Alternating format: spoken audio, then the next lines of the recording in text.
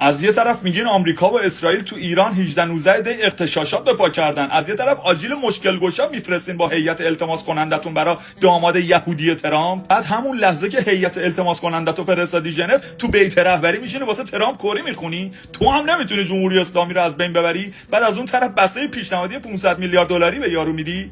بعد به یارو میگه اگه بزنی میزنیمه. مگه قرار نبود کاخ سفید و حسینیه کنی؟ 47 سال مگه پرچم یارو رو آتیش نزدی؟ مگه همین 22 بهمنی که همین چند روز پیش گذشت مگه تابوت فرماندهاشو درست نکردی؟ حمله کن.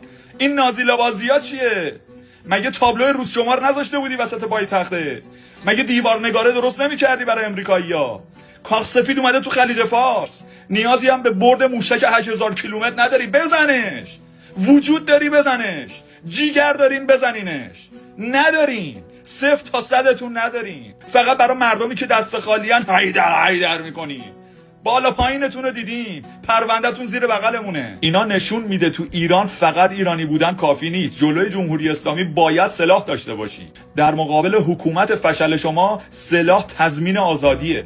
یعنی زمانی که امثال سایدینیا املاکش و زندگیش مصادره میشدن، اگر به جای کارآفرینی یه ناو جنگی و یه F-22 F-35 میخرید، الان نشسته بودیم باش مذاکره میکردیم.